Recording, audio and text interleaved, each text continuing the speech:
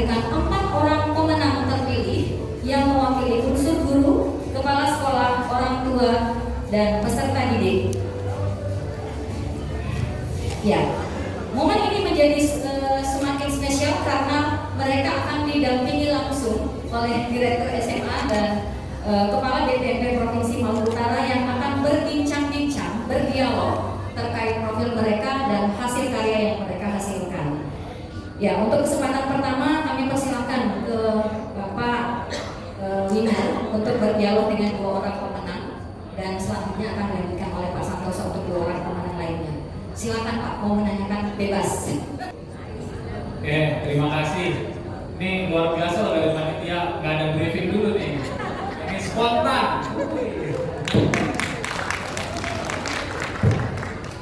Saya mau tanya dari Ibu paling ujung, Bu Kepala Sekolah. Bu siapa? Bu guru ya? Iya. Bu siapa? Bu Windy, yang menang nomor 1 ya Bu Windy ya? Ada on. Bu Windy, sebagai seorang guru nih, saya pengen, kan sudah menang ya di sini. Menurut Bu Windy, kebijakan Merdeka Belajar ini, apa yang paling berkesan dalam menjalankan ini? Kan sudah Merdeka Belajar ada 2 nama. Apa yang paling berkesan yang Ibu jalankan? Terus semua berhubungan ya, hampir lah, berhubungan di sekolah ya. Apa yang paling berkesan? Apa yang paling menunjukkan? Itu dulu, 2 ya. Satu lagi saya mau tanya Mbak siapa? Laluna. Mbak Laluna, saya mau tanya nih Mbak Laluna. Sebagai siswa yang ekstrovert, Gen Z ya. Milenial Gen Z. Apa yang ingin diraih dalam masa depannya, yang ingin dicita-citakan? Ada nggak yang berubah dari awal, misalnya dari kecil dulu? Nah sekarang ketika mengetahui setelah bersekolah, SMA kan ya sekarang ya, SMA bahkan mau jadi duta juga, apa yang berubah dengan diri Mbak susah lupa juga, Laluna? Cita-cita yang ingin diraih, pengen seperti apa ya? Saya pengen tahu ya, di Gen Z ini, milenial Gen Z ini mau jadi apa gitu? Jangan-jangan pengen jadi robot AI. Apa sih gitu, yang mau diinginkan? Terus biasanya ya, kemarin saya ngobrol juga dengan alumni Duta SMA. Ternyata alumni Duta SMA itu lebih banyak masukannya dibanding guru-guru di luar sekolah untuk ingin merubah kebijakan. Apa yang ingin dirubah kebijakan pendidikan dari Mbak Laluna? Apa masukannya lah? Biasanya banyak kalau anak Gen Z itu kan idenya macam-macam. Mungkin itu dari saya. Terima kasih. Baik, sebelumnya perkenalkan, nama saya Windy Astria dari SMP IP Insan Kamil. Saya mengajar bahasa Inggris di kelas 9. Untuk kurikulum Merdeka yang menyenangkan kemudian yang berkesan di saya tentunya keluangannya memberikan kesempatan kepada guru itu untuk menentukan capaian pembelajaran tersendiri. Jadi melihat kondisi dari peserta didik, kemudian melihat tidak menyamakan keseluruhan dari satu daerah ke daerah lain, melihat karakteristik dari peserta didik yang ada di sekolah kami sendiri. Oh gitu, jadi capaiannya. Kenapa kalau harus seluruh provinsi, kenapa nggak di sekolahnya aja? Apa yang mengejutnya nih gimana? Kenapa mengejutkan? Kalau yang sebelumnya, kalau tidak sebelumnya kan tujuan pembelajaran itu kan sudah diset oleh pemerintah langsung, ada peraturannya. Kalau di sini kan kemudian boleh disesuaikan dengan kondisi di sekolah masing-masing. Sekolah masing-masing, itu yang paling mengejutkan, mengesankan. Itu memberikan peluang bagi guru ya tentunya. Berarti senang ya? Iya betul. Oke, tepuk tangan dong. Ini luar biasa. Berikutnya silakan. Oke, cek. Pertama perkenalkan, nama saya Laura Najia Hayasami Marwan dari SMA Negeri 10 Kabupaten. tadi tentang kurang keras suaranya. cita-cita dan goals yang ingin diraih kalau untuk sekarang.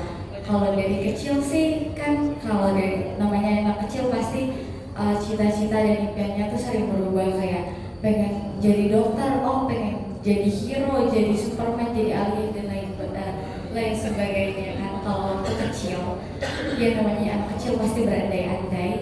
Jadi kalau SMA sekarang mikirnya untuk jadi dokter aja, karena dari kecil pengen kayak belajar untuk gimana sih dokter itu nyembuhin orang, gimana sih pada akhirnya orang-orang itu bisa sembuh, dan gimana sih pada akhirnya orang-orang tuh bisa belajar tentang virus, penyakit-penyakit dan lain-lain. Itu baru cita-cita. Tapi kalau untuk goal sekarang, Launa lebih pengen ke gimana pada akhirnya Launa bisa berdampak pada orang-orang, dan gimana hasil dampak itu bisa menjadi pengalaman terbaik untuk Launa, memotivasi Launa hingga Launa bisa mencapai cita-cita dan lain sebagainya. Berarti influencer dong ya? Iya. Nah, sekarang mau tanya nih, gitu. lebih suka influencer apa dokter? Dua-duanya.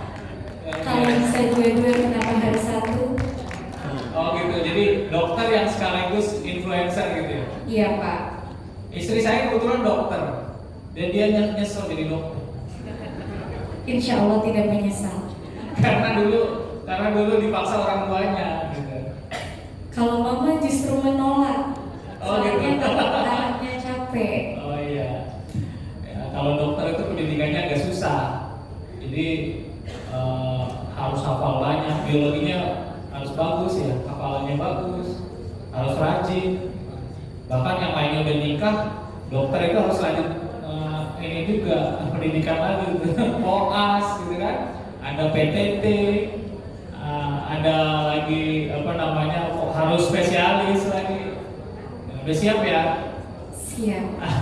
Mudah-mudahan sukses. Ya. Tepuk tangan dong. Ini mau diserahin begini aja bagaimana nih moderator? Udah di ini ditinggal aja kita nih.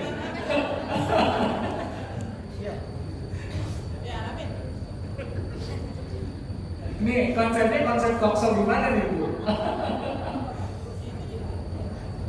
Jadi mohon maaf ya Bapak Ibu, saya biasa ditanya terus bisa jadi moderator itu jadi agak nggak biasa gitu. Mungkin itu ya dari saya. Makasih. Baik, terima kasih. Tuh, sekarang kita Pak Santoso. Silakan Pak.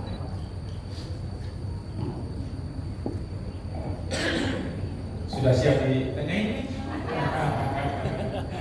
Ini bukan tes, tapi adalah berbagi share ya, share.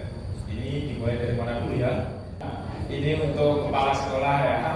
Kepala sekolah ini adalah pemimpin perubahan pembelajaran dan sekaligus punya otoritas bagaimana sekolah itu bisa menjadi sebuah rumah pembelajaran, mulai datang sampai pulang itu tak bisa belajar. Tolong ceritakan bagaimana dan apa yang telah dilombakan. Mau silakan. Terima kasih. Izin memperkenalkan, saya Sabaria Omahub, Kepala Sekolah SMA Negeri 10 Kota Ternate. Terima kasih Pak untuk pertanyaannya. Terima kasih. Bapak Ibu, tahun ini adalah tahun kedua bagi saya menjadi kepala sekolah. Dan saya punya kata kunci bahwa kepala sekolah itu adalah eksekutor Pak. Jadi segala sesuatu itu harus dieksekusi oleh pimpinan, oleh kepala sekolah. Saya selalu bilang ketika dalam rapat kepada teman-teman bahwa I'm nothing. Saya bukan siapa-siapa. Dan di SMA 10 saya punya tim kerja. Selain tim penurunan kurikulum, tim penurunan sekolah, saya punya tim manajemen, saya punya tim IT, saya punya tim kreatif. Seperti itu. Jadi ketika ada sesuatu yang kami kerjakan, maka saya selalu mengundang mereka untuk sama-sama bekerja. Nah, dan kemudian di dalam setiap momen itu saya selalu mengajak mereka untuk ayo kita foto, ayo kita videoin, dan itu semua kemudian kami menitipkan di FB, di IG, di TikTok, di YouTube. Seperti itu dan dibantu oleh tim kreatif dan tim IT saya. Dan ketika ada informasi tentang lomba ini, maka dengan mudah Pak kami mengambil kembali semua dokumen foto dan dokumen video itu. Kemudian saya tidak bekerja sendiri jujur, tapi saya ditemani oleh tim kreatif dan tim IT tadi. Seperti itu. Dan satu hal yang sangat membanggakan bahwa di SMA 10 itu terdiri dari guru-guru yang memang usia muda dan produktif. Dan kemudian yang kami angkat adalah ketika kami membuat pameran P5, mungkin ini kadang-kadang ada katanya itu miskonsepsi bahwa tidak diakhiri dengan pameran unjuk karya atau produk dan lain-lain, tapi lebih pada prosesnya. Tapi kami selalu memanfaatkan ketika ada perayaan seperti yang kami ikut dalam video yang kami angkat menjadi potret cerita ini, itu adalah ketika kami memeriahkan Hari Kebangkitan Nasional. Kami selalu memakai momen-momen seperti itu untuk menampilkan karya peserta didik. Dan ketika itu tema kelima adalah kearifan lokal. Kami mengambil topik mari mengenal toran budaya.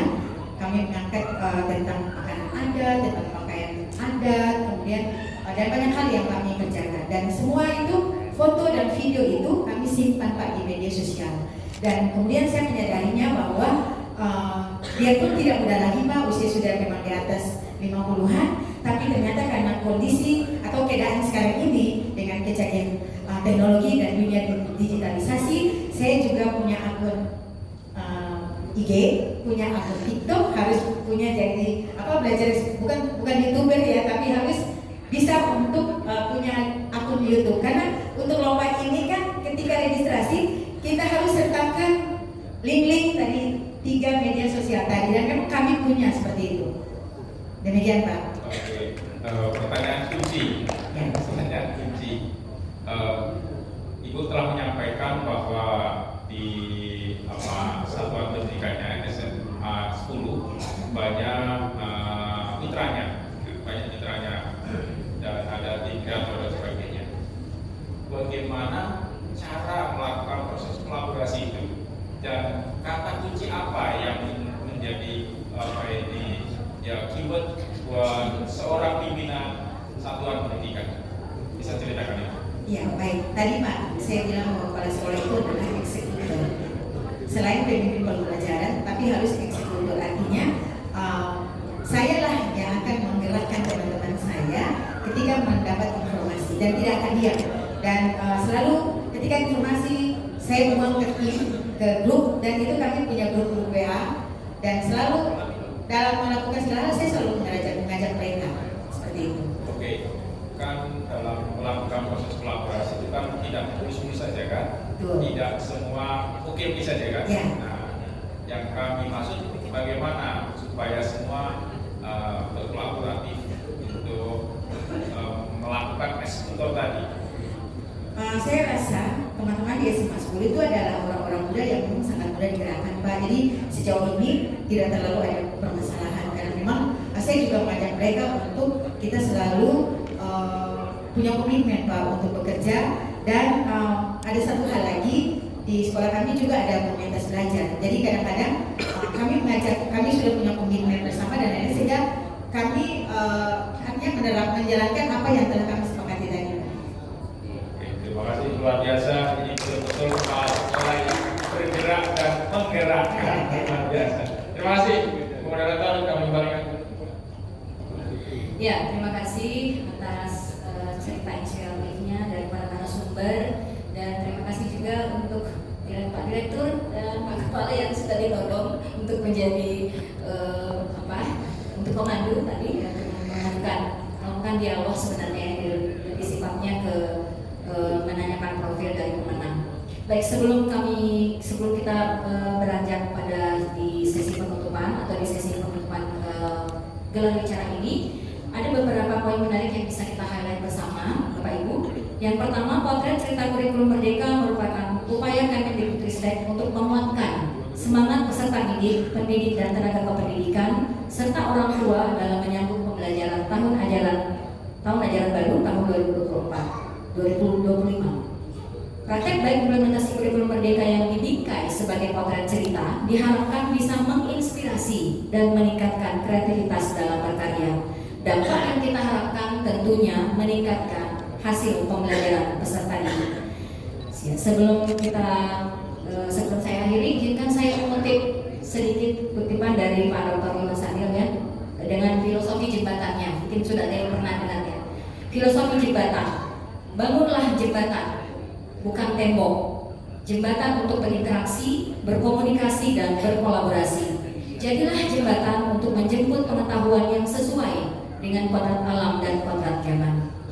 Kita adalah pewaris nenek moyang leluhur pendiri Republik, pemimpi dan pejuang untuk menggapai cita-cita bersama, yaitu Indonesia merdeka, lahir dan batin. Tim gelar bicara model cerita IKN Provinsi Maluku mohon